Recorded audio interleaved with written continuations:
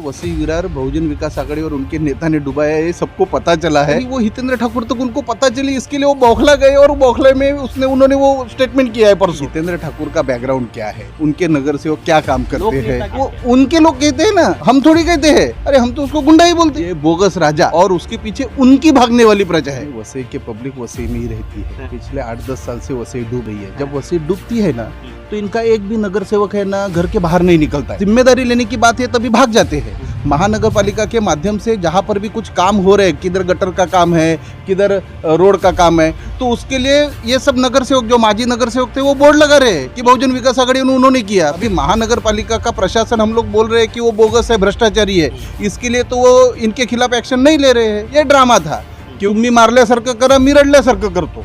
नमस्कार, मैं सचिन दीक्षित। हितेंद्र ठाकुर का वो बयान जब आयुक्त मौजूद थे और तमाम अधिकारी मौजूद थे और जनता दरबार लगा था, 15 अगस्त का दिन था, देशभक्त का दिवस मना रहा था, लेकिन वसई तालुके के अंदर महानगर पालिका के पास उसका कार्यक्रम हुआ। उस कार्यक्रम की चर्चा संपूर्ण वसई तालुके में हुई। विपक्ष को मानो ताकत मिल गई और विपक्ष लगातार हमला बोल रहा है कि इस प्रकार हितेंद्र ठाकुर ने अधिकारियों को फटकार लगाई। वो फटकार नहीं, उसके पीछे कुछ और ही कारण था।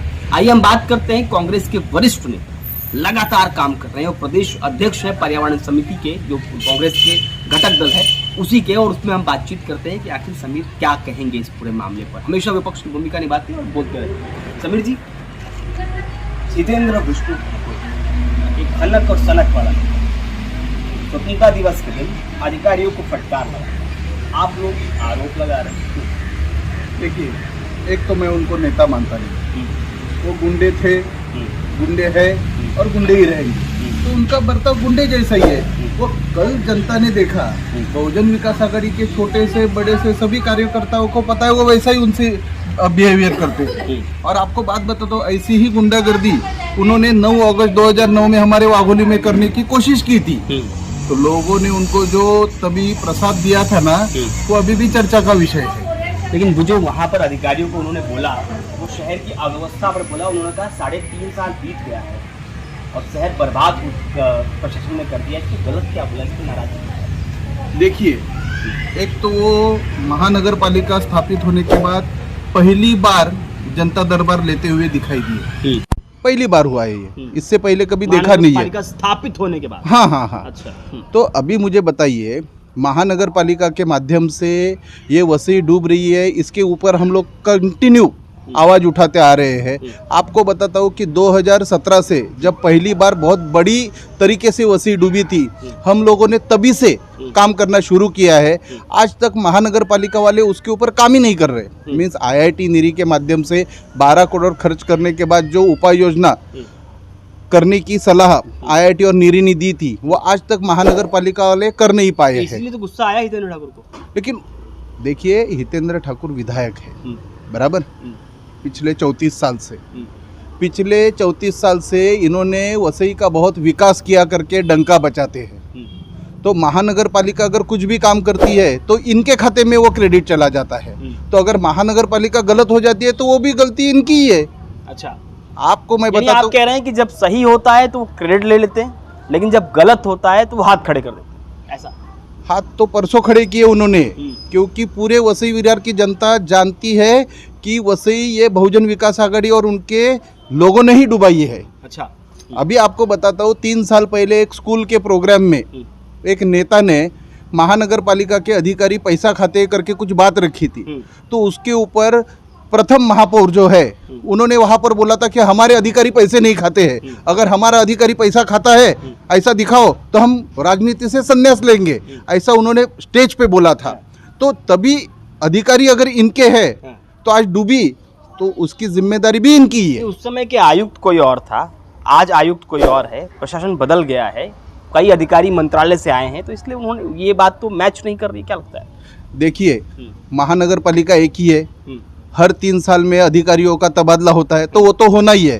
तो जो नया आता है वो पुराने वाले की चीज आगे लेके चलता है। तो हमारे लिए आयुक्त एक ही है। आप में से एक लोगों ने आरोप लगाया कि अधिकारी पहले उनके कार्यालय पर जाते हैं, वहाँ मतलब हितेंद्र ठाकुर के कार्यालय में भी जाते हैं, तो ये जो कार्यालय में जाकर बैठकर बातचीत होती है उसके आधार पर प्लानिंग बनती है। देखिए, जितना जिम्मेदार यहाँ के सत्ताधारी है, क्योंकि पिछले 30-35 साल से सत्ता उनकी है, तो सत्ताधारियों की ही ये गलती है जिसकी वजह से वसई डूब रहा है।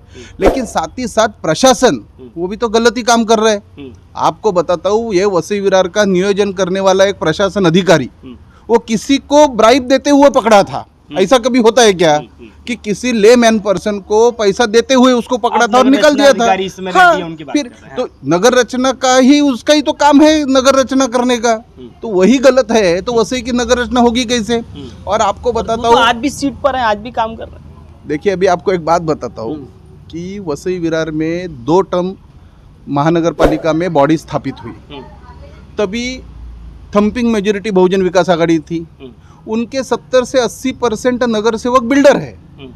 और हम लोग बार बार बोल रहे हैं कि डेवलपमेंट के माध्यम से यहाँ पर खाली इन्होंने बिल्डिंगें बनाई है, और बिल्डिंगें बनाने के लिए नैसर्गिक जो पानी का जो बहाव के जो मार्ग थे ये इन्होंने रोक दिए हैं। IIT निरी का रिपोर्ट वही बता रहा है, ये लोगों ने ये सब पानी बंद किए, इसके लिए वसई डूब रहा है। तो जिम्मेदार जैसे ही सत्ताधारी है वैसे महानगर पालिका प्रशासन भी जिम्मेदार है। हम बार बार बोलते आ रहे हैं। अभी बाकी बात रही वो कमिश्नर को गुंडागर्दी करने की, उनको कार्यालय में घुस के मारने की बात जो कही गई। अच्छा, इसमें सवाल ये है कि प्रशासन को डांटना, प्रशासन को जिम्मेदार ठहराना, 3.5 सालों से शहर को बर्बाद कर दिया, ऐसे वाक्य कहना ये जरूरी भी तो था? विधायक है, बोलना चाहिए। देखिए मैं इसके लिए, हमारे मराठी में एक कहावत है की तुम्ही मारल्यासारखं करा, मी रडल्यासारखं करतो, आणि ऐसी ही परिस्थिति है। ड्रामा था टोटल, ये ड्रामा था। क्योंकि आपको बात बताता हूँ, इससे पहले भी कुछ राजनीतिक नेताओं ने महानगर पालिका प्रशासन के गलत कारभार के बारे में बोलने की कोशिश की, तो उनके ऊपर गुना दाखिल किया है। लेकिन आपको बताता हूँ कि ये महानगर पालिका भी 2 दिन बीत गए हैं, तो कमिश्नर IAS ऑफिसर है, अभी कोई एक्शन ले तो उन्होंने लेना चाहिए। आपको बताता हूँ, अभी 2-3 साल पहले एक उपायुक्त आए थे मंत्रालय से, उनको भी ऐसा कुछ डरा धमकाया, मारा करके वो छोड़ के चले गए। सहायक आयुक्त की बात करें, शायद सहायक, हाँ सहायक आयुक्त। फिर अभी ये चीज़ है, अभी महानगर पालिका का प्रशासन हम लोग बोल रहे हैं कि वो बोगस है, भ्रष्टाचारी है, इसके लिए तो वो इनके खिलाफ एक्शन नहीं ले रहे हैं। उनका कहना है कि अगर बॉडी बैठती, बॉडी अगर होती, सत्ता अगर उनकी होती तो पानी नहीं भरता शहर में और शहर सुरक्षित रहता, परिवहन व्यवस्था सुरक्षित रहती, हर जगह पानी आता, शहर बिल्कुल चमन हो जाता, बिल्कुल स्मार्ट सिटी बन जाता। ऐसा उनका, अगर सत्ता नहीं है इसलिए प्रॉब्लम आ रही है। ऐसा नहीं है, उनका कहना है। सुनिए, वसई के पब्लिक वसई में ही रहती है। पिछले 8-10 साल से वसई डूब रही है। जब वसई डूबती है ना, तो इनका एक भी नगर सेवक है ना घर के बाहर नहीं निकलता है, और बाद में राहत सामग्री देने के लिए बाद में निकल आते हैं। तो जो जिम्मेदारी लेने की बात है तभी भाग जाते हैं। अभी भी आपको बताता हूँ, अभी भी आप वसई विरार में घूमेंगे ना, तो महानगर पालिका के माध्यम से जहाँ पर भी कुछ काम हो रहे हैं, किधर गटर का काम है, किधर रोड का काम है, तो उसके लिए ये सब नगर सेवक, जो माजी नगर सेवक थे, वो बोर्ड लगा रहे हैं कि बहुजन विकास आघाड़ी उन्होंने किया। फिर ये कैसी बात होती है? यानी सवाल आपका कहना इतना है कि प्रशासन जब काम करता है तो अच्छाई लेने के लिए आ जाते हैं, और जब काम नहीं होता है तो बुराई करते हैं। ऐसा एकदम सही। अरे तो बुराई भी आप लीजिए, अच्छाई भी आप लीजिए। आपने डायरेक्ट बोल दिया। ये वसई की जनता को पता है कि हितेंद्र ठाकुर का बैकग्राउंड क्या है, उनके नगर सेवक क्या काम करते हैं। कहते हैं उनके पार्टी के, वो उनके लोग कहते हैं ना, हम थोड़ी कहते हैं। मैंने शुरू में ही बोला, हम थोड़ी नेता मानते हैं उनको। अरे हम तो उसको गुंडा ही बोलते हैं। फिर अच्छा, आखिरी सवाल, क्या आपको लगता है जिस तरह से माहौल चल रहा है, आयुक्त को क्या सलाह देंगे, क्या मैसेज देंगे, क्या कहना चाहेगा समीर वर्तक? उनके पक्ष में, समर्थन में है, या ये पूरा ड्रामा है और ये सब तालमेल दोनों का मिलकर हुआ है सब? अरे ये आयुक्त किसी की सलाह मानते हैं क्या? अप्रैल से उनके पीछे लगा हूँ कि आपने जो बारिश से पहले जो काम चालू किए हैं वो गलत जा रहे हैं। तो आप जरा देखिए, सोचिए। मैंने 4 बार उनको मिला, 3 बार लेटर दिया। 1 जून को मैंने कांग्रेस पार्टी के माध्यम से यही सब्जेक्ट लेके बहुत बड़ा मोर्चा भी निकाला था। आज तक उसके ऊपर कुछ नहीं किया है। आपको बता दो, अभी बीच में ना जब पानी भरा ना, तो वो बहुजन विकास आघाड़ी वाले बार बार हमने किया ऐसा बोलते रहते हैं। अभी क्या किया, वो ये डूबने का ही काम किया है। लेकिन उनके एक नेता है, वो इतने बड़े हो गए हैं ना कि वो IIT और निरी को भी सलाह देने वाले, ऐसा सलाह दिया, ऐसा उन्होंने खुद कुछ वीडियो में बोला है। अच्छा, अरे ये लोग अभी क्या करेंगे? ये देखिए कैसा है ये बोगस राजा, और उसके पीछे उनकी भागने वाली प्रजा है। बाकी सर्वसामान्य जो है, यही हैं और हारते आप ही। देखिए, राजनीति में कुछ चीज़ें ऐसी है जो बल के माध्यम से, धन के माध्यम से जीती जाती है, जिसमें विपक्ष हम लोग कम पड़ते हैं। मैं बोलता हूँ ना। फिर तो अब आने वाले समय विपक्ष ठीक से लड़ाई लड़ेगा, धन बल बाहुबल और चीजें स्ट्रैटेजी अरे लेकर उतरेंगे। हमें धन और बाहुबल की अभी जरूरत नहीं है।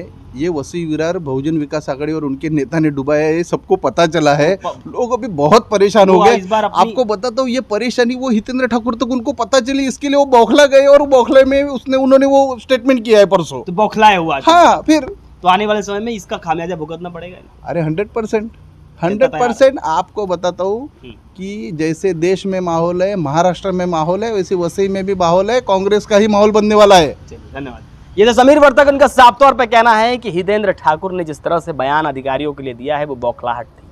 जनता के बीच में जो काम करना चाहिए था उस तरह से काम नहीं किया, जिसकी वजह से उन्हें अब कहीं न कहीं बैकफुट पे अपने आप को उन्होंने देखा, जिसको आगे आने के लिए इस तरह के बयान देना जरूरी था। आयुक्त पर जिस तरह टिप्पणी की है संवैधानिक तरीके से देखा जाए तो वो गलत थी, असंवैधानिक थी। तो असंवैधानिक भाषा प्रयोग पर मुकदमा होता है, शिकायत होता है, बयानबाजी होती है, उस पर एक्शन प्लान होता है। आयुक्त का कोई भी एक्शन प्लान नज़र नहीं आया। इसके अलावा सवाल ये है कि जिन चीज़ों पर हितेंद्र ठाकुर ने आक्रोश व्यक्त किया, क्या वो शहर में अब ठीक हो जाएंगी? और ठीक हो जाएंगी तो वो कब तक? प्रशासन के काम पर क्रेडिट लेने वाले, प्रशासन के नाकामी पर उन पर आरोप लगाने वाले, इन सब माहौल पर आगे क्या कुछ होता है समीर वर्तक ने स्पष्ट किया। अब देखना ये होगा कि आने वाले समय में विपक्ष कितनी अच्छी भूमिका निभाता है और सत्ता पक्ष इस पर क्या कुछ करता है। आज के लिए इतना ही, धन्यवाद।